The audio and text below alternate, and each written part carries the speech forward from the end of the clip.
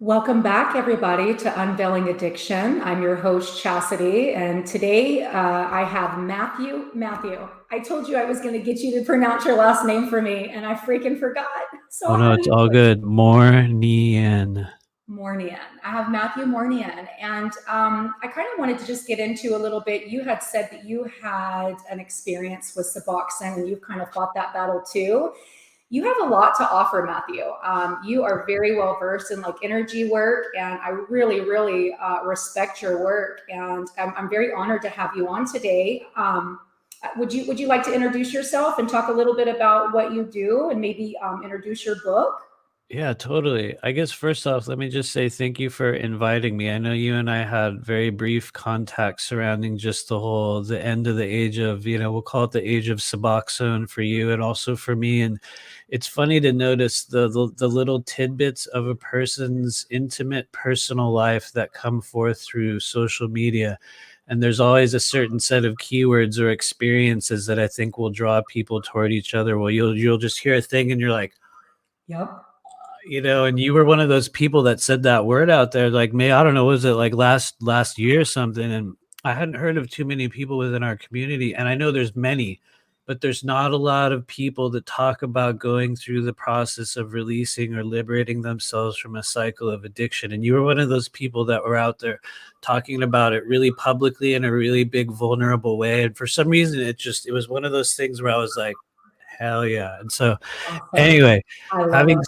having said that, my primary occupation is that as of what we might call a professional psychic or energetic practitioner. It's the only work that I do at this stage of my life, which a few people that hear me say this will know I'm going to say this. I had no idea it was what I was going to do in this life. And it was at the cost of going through a very particular series of upheavals and addictions and traumas and all kinds of energy that had to get drained out of my body at an earlier date. But fast forward to now, my primary occupation is within not only discerning the energy of spirit, helping other people learn the methods in which they can connect with their own spirit guides, the energy of the higher self, and also in a lot of cases, extraterrestrial energies that work alongside us on the earth plane. And at the same time, we also release blockages from the body. And so that can take anything from the form of, say, entities to what some people call implantation, what other people call, emotional or energetic blockage in the body. One of the things I've learned over the past 7 years is, I guess that's literally why I'm here on earth, because it's the only thing I do now at this stage of my life. But yeah, we could call it professional psychic, energetic practitioner, and I yeah, love it. I will talk on and on. So No, I'll you, Matthew, that was something else you kept saying. I won't talk on and on. I love it. I love when you go on and on. You have so much to offer. So no, please do. That's what we're here for. appreciate it.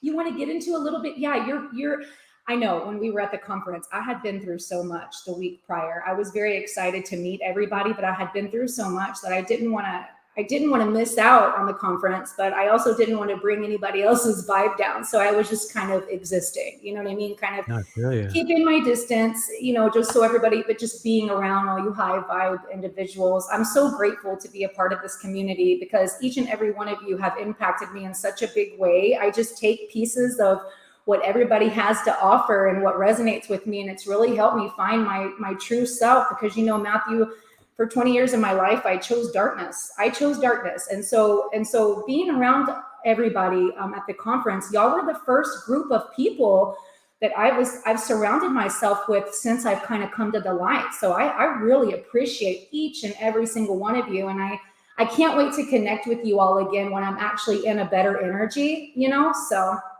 Oh, yeah. it was really nice. It was really nice to meet you in person. I'm going to try to make the one in July, but Oh, yeah. Okay.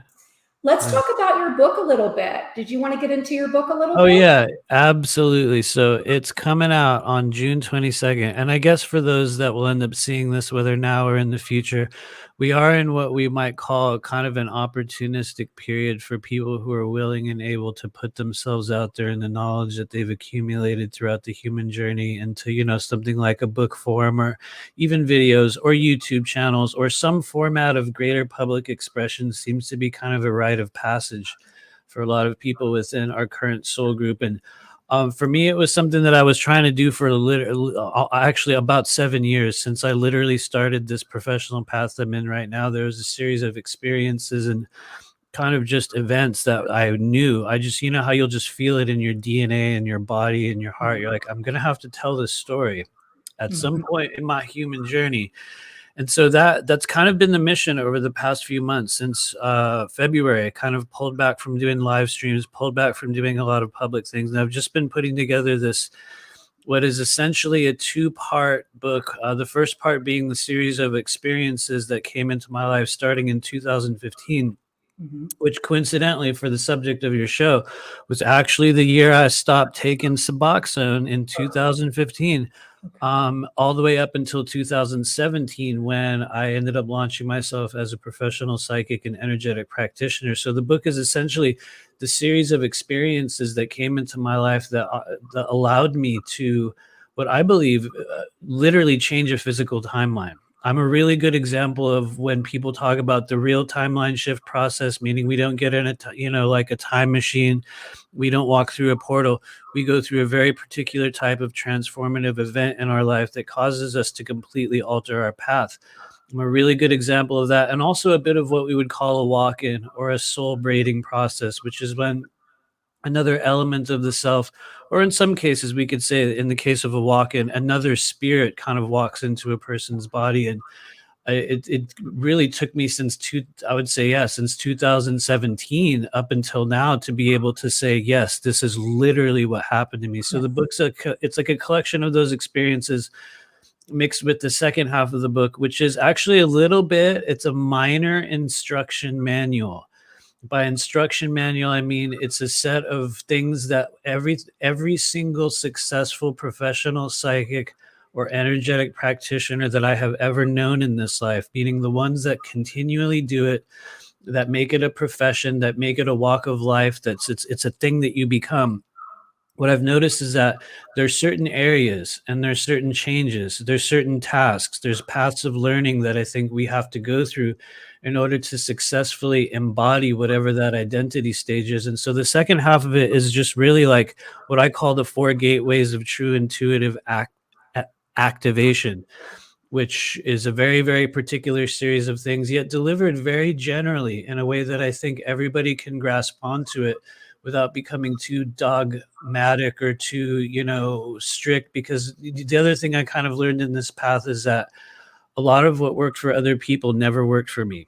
Mhm. Everybody would say, do this, make an orb of light, call in Archangel Michael, ask for the Galactic Federation, do this thing, whatever. And I was willing to do all those things at the beginning of the journey because, like a lot of us that had extreme addictions, I was caught up in like tremendous, shocking, life-altering waves of darkness. And I know if you've been down that road, you're gonna have your own idea of what I'm talking about. I was caught up in that for years, decades of my life, and none of the techniques in the vanilla starseed love and light community ever worked for me. Not a single one. It was like I would watch certain things and get a good vibe, but later on you're faced with your own shit once again. And it wasn't until I started doing certain things in my life that literally everything changed. I mean, every single thing that I thought I was changed. And now here we are, it's 2024, and somehow we're teaching it to other people. And so anyway, that's kind of the basis of it. So That's beautiful, Matthew. I know. I wish I would have. I wish I would have sat with you and done a session with you while I was there. There's a lot of things coulda, woulda, shoulda, but I know I did exactly what I was supposed to do, and I oh no, you existed. definitely did. Yeah.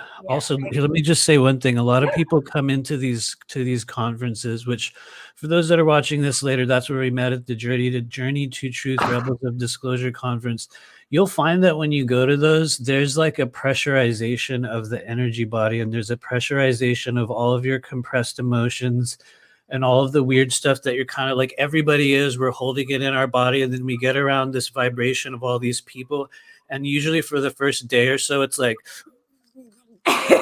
you're like, where do I go? Where do I sit? How do I interact? And that's literally some process of energy that has to leave us. And then usually by the time that's gone, suddenly everything's ending. And we're like, oh my God, this was one of the greatest experiences I've had in years. Holy shit. And it's really because we're sort of expanding and contracting. And so if you felt weird there, you are among many other people that I think that's part of the journey. So Yeah, 100% it was, because when I went to my very first conference at Margie Kay's, the Margie Kay conference in October, down the rabbit hole or something or another. And that was the nice. very first one I attended. And I truly, truly enjoyed it, but it was like I was having a hard time coming out of my shell. And then when I finally started to come out of my shell, it was time to go. Right. So, I well, feel Matthew, you. I kind of want to get into a little bit. I watched your show with Rob, and I kind of wanted to get into. You were talking about how you were medicated. Can we get into where and why Oh yeah, you totally. started on Suboxone? Yeah, I will say I'll go even further back than that. I was one of those heroin kids from the early to mid 90s. And so for me, the journey started, I would say, around 1994, which was the first time I ever began really doing like real opiates. And it was one of those things where I was just, how it is in the old days. Someone's like, try this, bro. And you're like, okay. Okay. And like you've heard in a million different AA meetings or rehabs, it was like that was the thing that completed me. It was like, whoa, I took a breath in and I was like, wow, I'm okay for the first time ever. Oh, damn. You know what I mean? And so it just started this chain of events that, I'm grateful that I never went to prison or anything, but it took up from, I would say, 1994 to right around 2000, which was a good 6 year run of my life. And then again in 2008, everything kind of came back. And that within the process of that whole journey, I started taking Suboxone.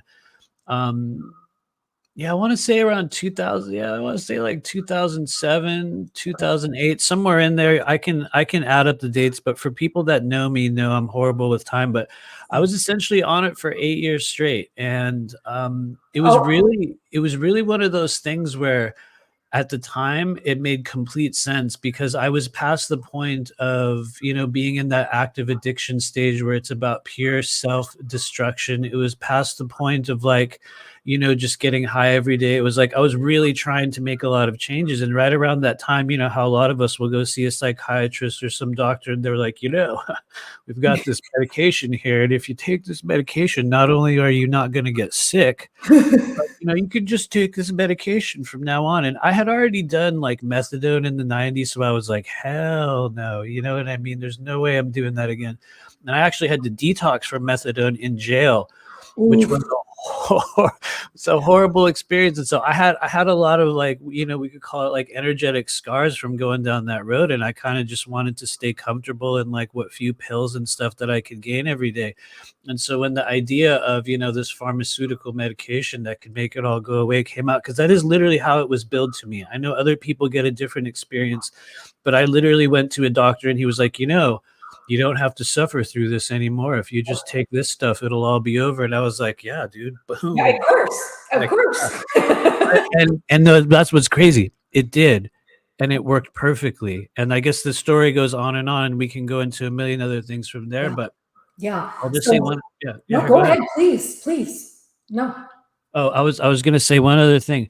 What I noticed from the very first time that or I would say in the first week to 2 weeks that I first started taking Suboxone, which for me Mhm. at that stage was, they didn't have the films yet. They were still doing the little orange pills, and so I would break up one and a half. It was like one whole one, and then later on in the day I would take a half one. And the thing that I learned within the first 2 weeks was a phenomenon that I now understand as energy body suppression. And what I Mhm. mean by that is I could feel this sort of chemical haze washing over places in my body that I had not yet experienced. Channels, chakras, things that I had no words for. I did not even know what they were. And it was like, I remember taking this substance and I could feel something within me that was like this went, Pulling you in, like, thing went down into this strangely suppressed vibratory range. And I just stayed there literally till 2015. But anyway, I'll talk on and on about this. You were yeah. about to say something. Yeah, no, you actually made me think a lot about you had said something to me at the conference about, the timeline, the Suboxone timeline, and I was like, "Oh shit." Like I never thought about that before, because you know what, Matthew, I had a couple of experiences where I had gotten some Xanax in my healing process, convincing myself Right. that, you're coming off Suboxone, so you can just take a Xanax at night. You know what? It invited complete chaos into my life. The minute that I took that shit, I mean, the washer and dryer didn't end up at my house. Like everything that could have freaking went wrong, freaking went Yeah. wrong, you know? And I didn't just do it once, Matthew. I fucking did it again. Yeah. So yeah, I kind of want to get into that a little bit, because I will say when I first came off the Suboxone, I noticed my hands were pulsating. I can tell you, like, I'm just now, that's why, like, I'm always in t-shirts, like I'm uncomfortable. Like I understand now why I numbed myself so much. I'm so freaking sensitive. I can't even sit on my freaking chair anymore without the shit getting on my nerves and driving me nuts. You know what I mean? Like I'm so sensitive, and I can't watch my TV. Like I have to unplug that thing. I'm just getting to where everything's driving me crazy, and I'm having to learn to navigate this. But I'm more compassionate and understanding of why I kept myself so numb for so long. I'm very sensitive. It can be a lot. Yeah. I agree with that. You know what's funny? You're actually describing one of the effects that will take place within the nervous system or the meridian body when you do remove some sort of opiate-like substance, and some people will call it a disruption field. And the disruption field will create strange waves of hypersensitivity. It will cause energies to gather around the auric field in weird places of the body, places where maybe your muscles or your fat cells used to hold a lot of a certain type of substance or a chemical. As it begins to drain out of the body, which, as we know, takes months and months and months. You know what I mean? It's like what'll happen is it's almost like an old school TV screen when it would be on the wrong channel, or you didn't have a signal and it was just this static and like like the whole screen gets filled with some kind of static. The energy body actually begins to vibrate very much like that. And I've seen a lot of people that have been through extreme addiction go through these wild stages of intense sensitivity, exactly like you're talking about, especially if you're coming to the stage where you can feel the television on in the room with you, or you can feel the actual buzz from technology, even though there's no audio. You know what I mean? You can just feel this thing. Yeah. That's the sign of the disruption field, which I guess is cool on one hand because it tells you that you have a lot of empathic ability kind of buried within the body. I mean, we all do, but most of us that had extreme addiction in this life, for a lot of us, it has to do with psychic abilities that will go completely unacknowledged by the majority of us. And so anyway, that field of energy is a very real thing. And I'm going to have a session with you one time, Matthew. You're incredible. You have a lot to offer. Thank you so much. I really appreciate it. No, I really do. Do you mind that I ask how? So for me, I was on Suboxone over 10 years. And every time I would ask my doctor, I was ready to come down or wing down, they would always be argumentative with me and try to talk me out of it. Did you ever have experiences like that?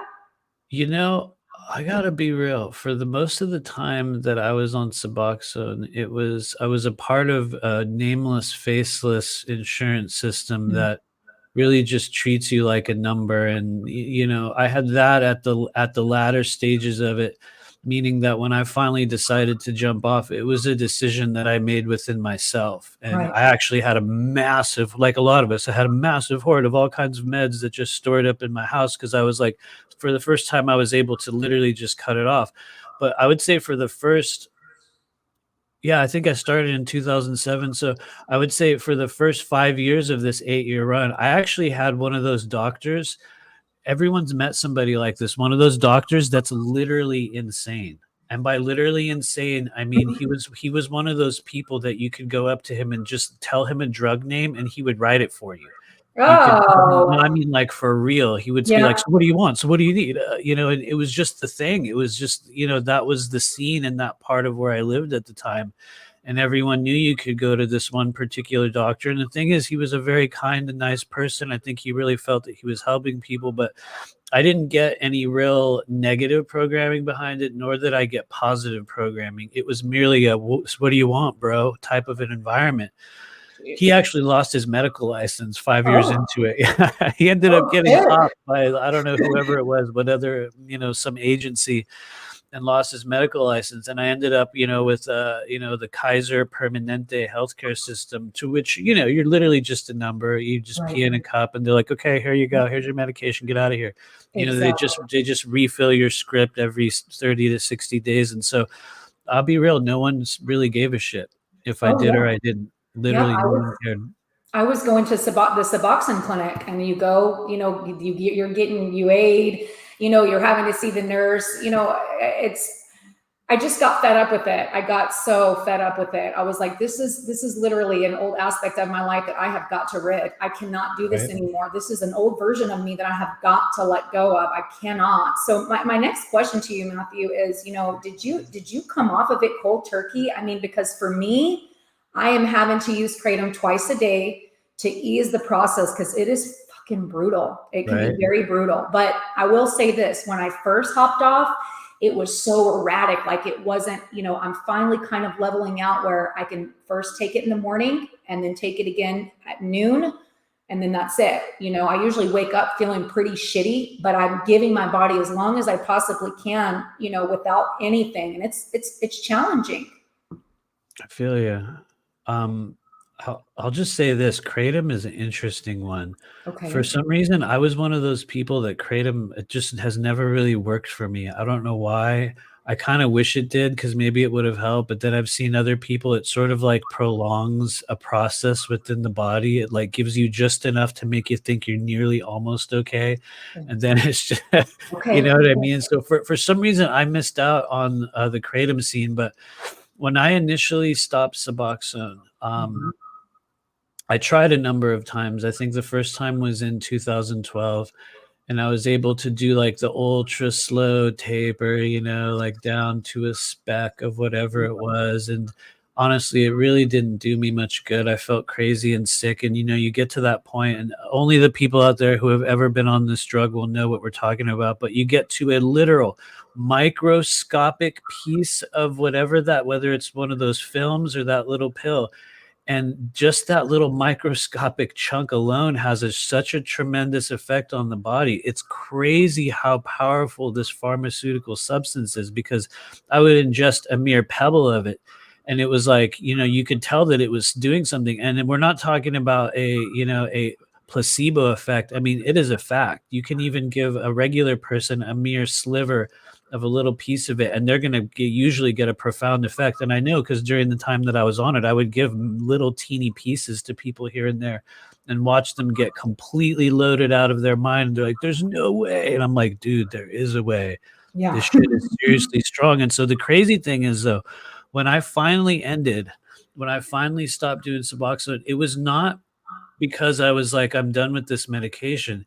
It was because I had had a freak occurrence of, well, maybe not a freak occurrence, because I know now it was literally a soul contract that I signed. But in 2015, I was working, oddly enough, as a chemical dependency counselor at a veterans treatment center in San Diego, California. And I was on a very low dose of everything, but I was also on, like, honestly, I think I was on five in total, Suboxone being one of the five, bunch of, like antidepressants and like mood stabilizers. I was on Ritalin for a while. It's just like whatever the doctor's like, oh, really? You got a symptom? Here you go. Don't worry. You're still sober, bro. Cause you're at the doctor. So it's okay. Right. You know, Right. so I was on all these meds, and what ended up happening to me was that I had an experience at this outdoor homeless fair. And a few people that watch this will know the story of what I'm talking about, because I've been telling this story for literally 7 years now. But I remember just working at this homeless fair where you get people into housing and get them into treatment. And I was walking through this crowd, and there was this group of older women there doing, like, energy work and stuff on people. And I had zero experience with any of those things. And I remember walking through this crowd, and this woman was like, would you like an energy blessing? And I remember, and this is the literal truth. I looked at her in my head, and I was like, what the fuck? Like, and it wasn't even from like a negative, like hateful perspective. I was just like, what? What? Huh? What? But then I saw, check this out. And then I saw that they had a really big tent, and they had a ton of shade, and they had a big thing of water. And I was like, Heck you yeah. know, actually, can I just sit right here for a Yeah. little? She's like, yeah, come over, sit down. And I sat on this chair, and this woman took her hands and put them over my head, just like this. Mhm. She put her hands over my head.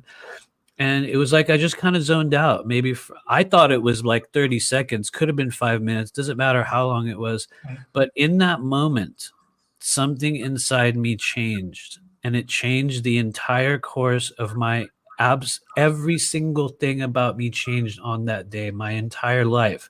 In the time that I sat there with this strange old woman putting her hands on my head, I suddenly started feeling like when I breathed out, it was like something opened up at the top of my head, and I remember being like, "Whoa, weird. Feels like I have a hat on. Weird." And it trying to normalize it, right?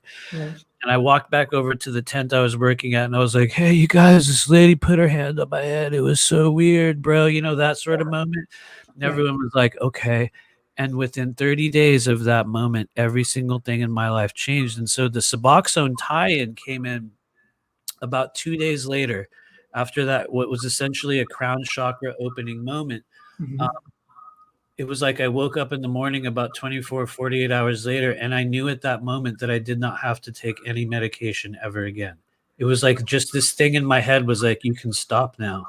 Wow. And I was like, "What?" You know, "All right." And so I did.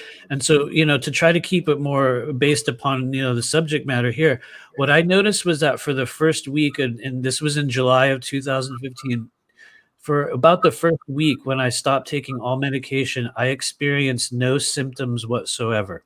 I did not feel sick. I slept through the night for about a week straight. It was as if something just got plucked out of my life. However, after about just about 1 week of that, it was like my entire body hit a brick wall. So I had a very delayed reaction in the very final end stage. I had such a delayed reaction, and I think a big part of that was because what occurred for me in that moment was what is essentially known as a massive kundalini awakening. I had so Mhm. much energy coming out of my body within the days after that.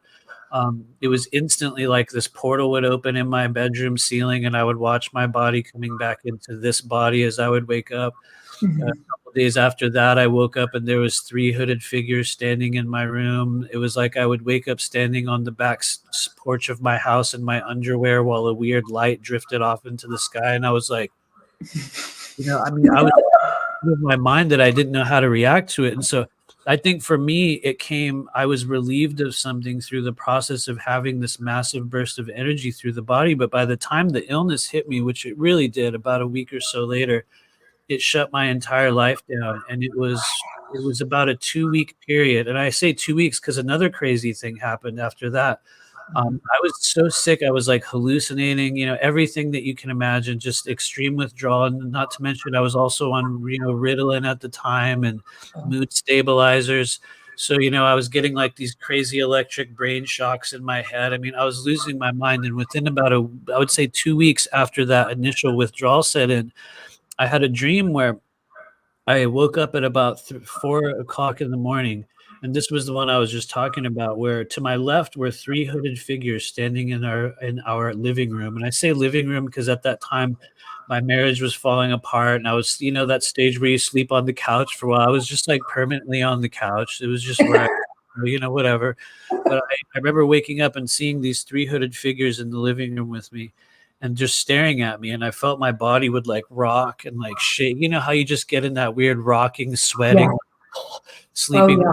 15 minutes at a time, and then you wake up out of a strange fever dream, and you're like, you know, you wanna punch your body and hit Yeah. yourself. I was at that stage, you know, and I wake up and I see these 3 figures just staring at me in our living room, and to my left, just to my left, was my grandmother who had just died a year prior to that, and she Mhm. was dressed beautifully. She looked like she was in her 50s again, and she was dressed really immaculately, and she was just kneeling next to me in this moment, and she reached over and put her hand on my leg, and when I woke up from that moment, I never had another single symptom of withdrawal in my entire life. It Oh was as if wow. it was literally relieved from me in that moment, within that dream state. I woke up, you know, around 7 AM and the sunlight was out, and I was like, you know, it took me a little while to realize like, "Whoa, I feel normal. What the hell's going on?" And so what I believe happened for me was that I had a visitation, and I was granted an experience of spontaneous healing of something within my body. And to make it even weirder, I had a bit of a confirmation that that took place, because that night that I was, laying on the couch, just kind of twisting and turning, we had a cat at that time. His name was Dexter, and he was just some random cat that was, walked in our house and decided to stay one day, and he was dying as well. He was literally dying of like the FIV feline cancer, and he was like a bag of bones at that stage. And I would just let him sit with me, and we all knew he was going to die. It was like, oh, he's going to go soon. And he would just sit with us on the couch and kind of, like do. And what's crazy is that night he was on the couch with me when I had that dream. And when I woke up in the morning, he was still alive, and he's completely regenerated. He Oh, literally wow. completely regenerated his body after that day. It was as if spirit gave me a layer of confirmation that something happened, because I wasn't just healed. This literal random alley cat that lived at our house suddenly completely regenerated himself within about 2 months. All the hair all the hair grew back on him. He started eating again. You know how cats will just live and die a million times? He came back. And That's so, yeah, wild. was sort of my evidence that something happened. So anyway, the long story short is I guess I was relieved of it in a weird way that doesn't make any sense. So Wow. Okay. So how that I'm taken back by that. That's so beautiful. I could use that help. So right? I never thought that could happen. Go ahead. how long had it been? How long, if you mentioned it, I do apologize. No, Sometimes I that's kind of okay, because putting the timeline back together for me is kind of hard. I okay. would say the initial crown chakra opening, I know when that happened. That took place in, I think, the second week of July in 2015. And so for that first week, from like a Saturday, because that was the day, it was on a Saturday that it took place, from about Saturday until the following Monday. That was around when I first started. It was like literally I walked into a brick wall, and it was like everything stopped. My body started pouring sweat. You know the deal. Yeah. And I would say within 2 weeks of that initial wave of withdrawal was when I had that dream. So all of this took place within the first month of me getting off Suboxone, which for a lot of people is like literally the worst time, right? It's like that's the biggest stage of horribleness. And so I guess I had kind of like a miraculous recovery from it. I mean, I'm not trying to say I didn't have other issues, because for me, I think in the end, it wasn't so much about the chemical interaction, it was about emotional trauma, and Right. it was about anger, and it was about bitterness and resentment and hatred, and like things that were living inside me that I think I was allowed to focus on those things with greater efficiency because of whatever this healing experience that I had was, which really didn't make it any easier. It just meant I wasn't physically sick anymore. I still had to go through the next 2 years of my life literally trying to sounds dumb, but literally trying to stay inside my physical body, because it was Wow. so intense for me at that stage. I could not it sounds crazy, but I would just walk past a person and I would get caught in their energy field, I love which was crazy, Matthew. yeah, I mean, I've said this so many times. I wish that it was one of those like sexy, mystical, wild movie-like awakenings, but it wasn't. For me, I was cowardly and afraid and twisted around, and it was just absolute insanity. I wandered around talking to animals for 2 years. I was incredibly isolated, and I wasn't friendly. I was super negative and angry and just like, it was like I had to release and detox emotionally more than anything physically. So, Wow, that's beautiful. Thank you for sharing that with me. You know what I yeah. kind of want to get into? I kind Yeah, of go ahead. I mentioned antipsychotics, and I want to. I kind of want to get into that a little bit. I Totally. was actually on Zoloft, Matthew, and I found out actually just a few months ago. So I was put on Zoloft. I talk about this a lot, but I think it's important for me to repeat it. My parents had sent me to a psychiatrist, and that psychiatrist, I was 16 years old, and he said, "So you're pretty fucked up in the head, right?" And I was like, okay. Here I am, 16 years old. This authoritative figure is telling me I'm pretty fucked up in the head. So okay, I guess I'm fucked up in the head. I've got some chemical imbalance or something seriously wrong with me. Puts Right. me on Zoloft, and then I did try to commit suicide. I actually did try to commit suicide. I don't know how much longer after that, but then I find out here the past couple of months that Zoloft is in fact linked to suicide. So I kind of wanted to get into a little bit of these antipsychotics. I mean, if you know anything Yeah. about it, or if you were on it, what it Oh, did to totally. you. Yeah, I Yeah. did actually take Zola after a while. I Did think you?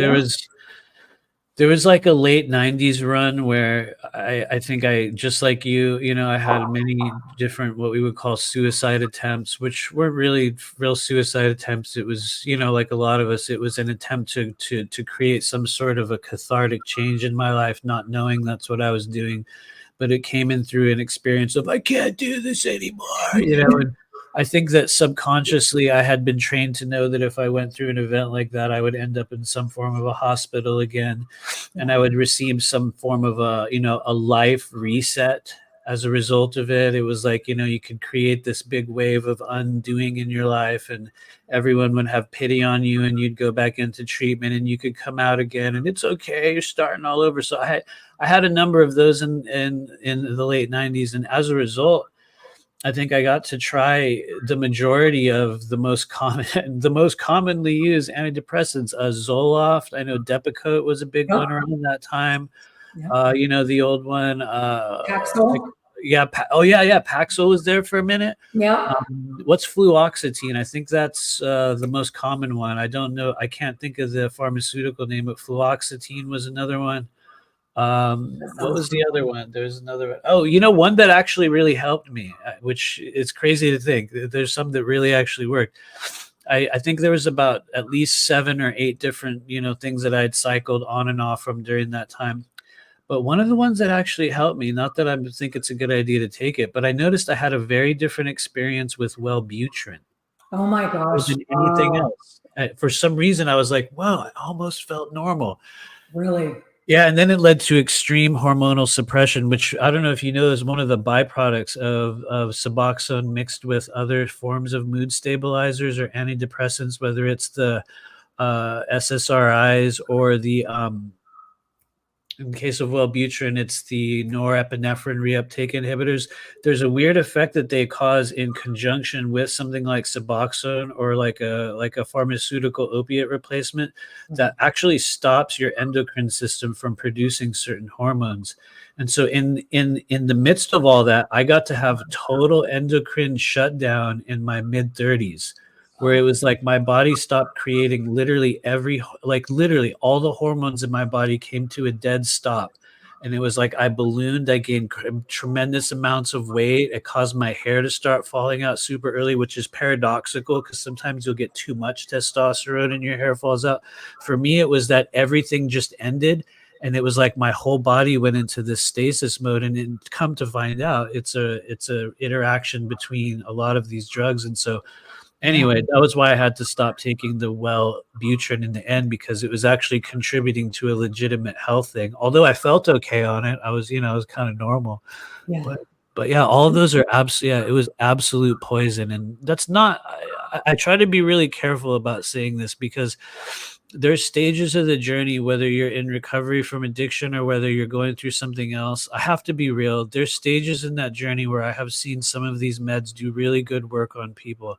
And in some cases, they're one of the only things that will give us a brief respite or a short moment of stabilization when we've been through a whole bunch of, you know, turbulence in our life. The problem is that the effects that take place after continued usage are in many cases things that it'll take decades to rid out of your body. And so anyway, I'll go on and on, but No, that's no, what I I was. love it, Matthew. I appreciate the information. No, one thing I know I'm noticing, I'm finally have a sense of awareness about myself. And one thing, and in this journey, like okay, first of all, the reason that I decided to go public about Suboxone is when I first kind of started talking about jumping off of it.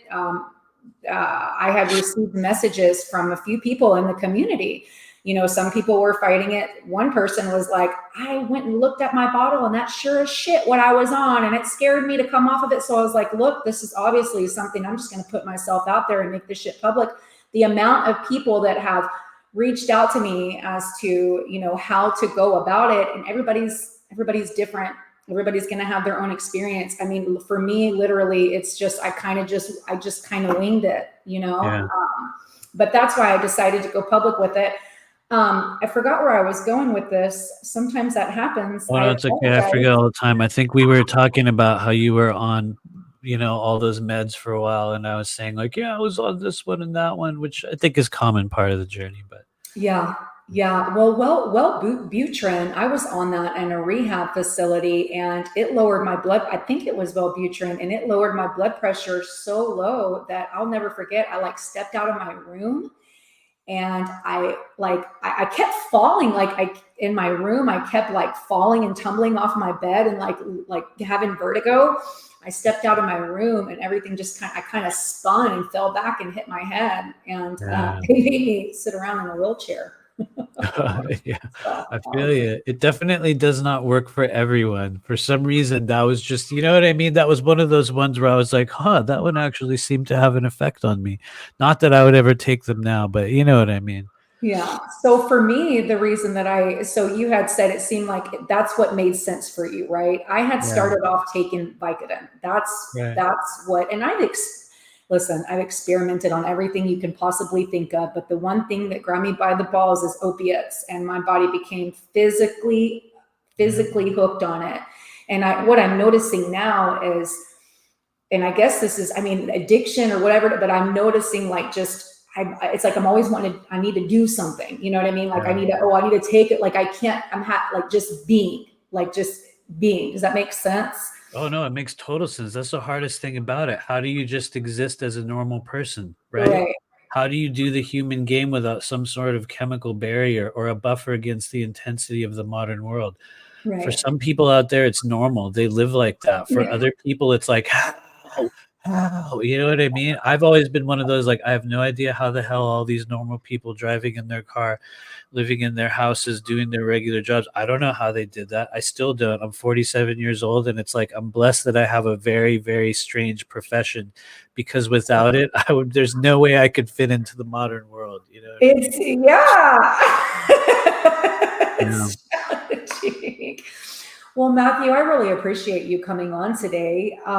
Yeah. You want to let people know where they can find you. Is there anything else that you wanted to share today? Any experiences or anything you have to say to the Well, audience or anybody I watching? think I think there sort of is, which is Please. kind of the reason why I think it's really good that you're doing this. I think that one of the things that has gone undiscussed or really unseen or just left by the wayside within, whatever you want to call this, a spiritual community, a soul group, a network of people, that keep doing this dance over and over again through many lifetimes. One of the things that I think t- chronically goes under noticed is the phenomenon of diction, and the manner in which we have to fight through and battle our way through this strange human journey.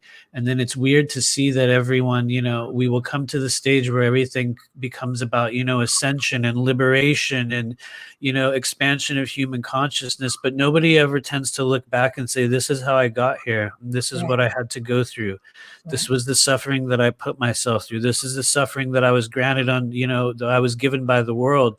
I mean, not to say that all of the suffering goes unnoticed, it's commonly talked about, but the individual ways of darkness and disconnection that we have to battle through, I don't see that many people talking about them. I don't right. see that many people saying, this was the cycle of madness I had to go through. And I think when I noticed that you were doing a show on that, it felt like one of the most important things that people can do right now. I mean, seriously though, because let's just be real about this. I say this with respect.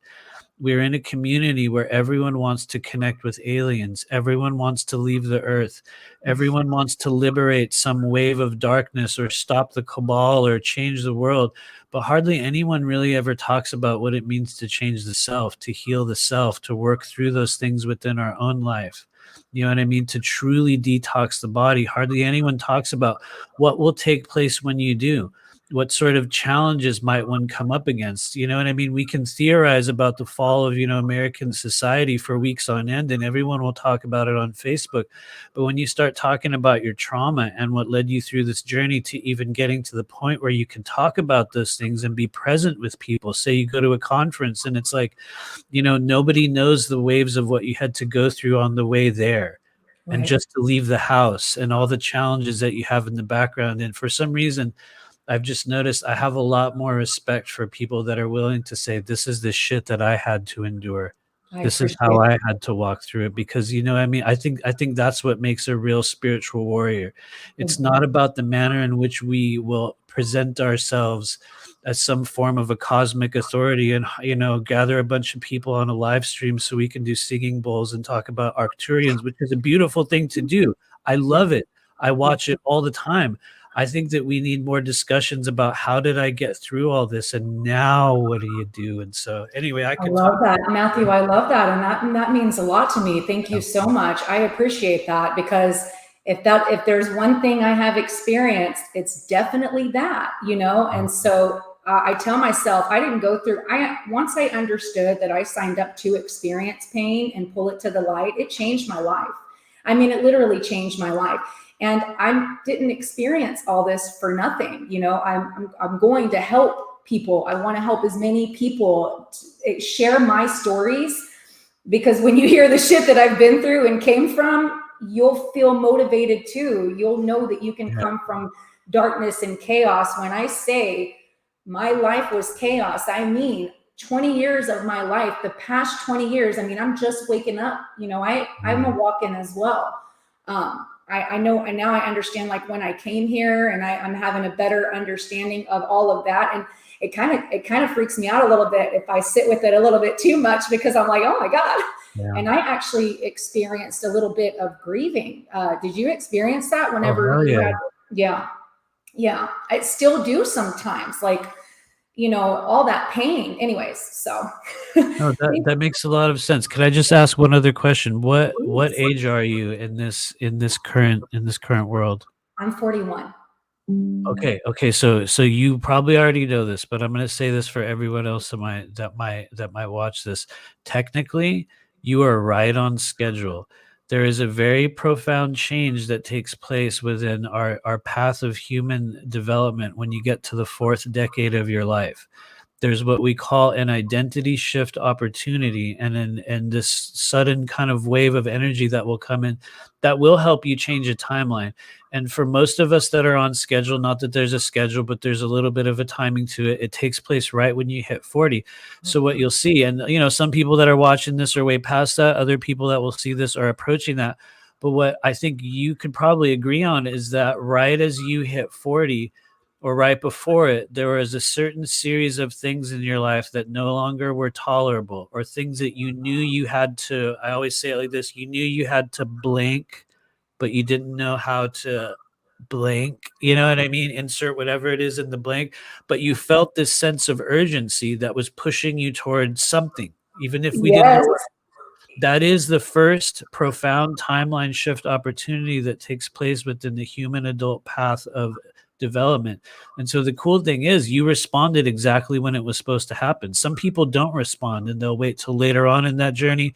Very few people get it ahead of time because there's a certain series of kind of like karmic and alignment and testing experiences we have to go through in our 30s, and then a little bit of a cleaning up of stuff from previous life cycles that have to take place in our 20s. And so by the time you get to your 40s, there's a literal identity shift, and so you hit it right on the nail. And so I guess the Yeah. cool thing is you get another one when we get around 55 to 60. You're going to get another chance, but one of the thematic experiences behind the fourth decade of your human journey is to audition and choose new states of identity.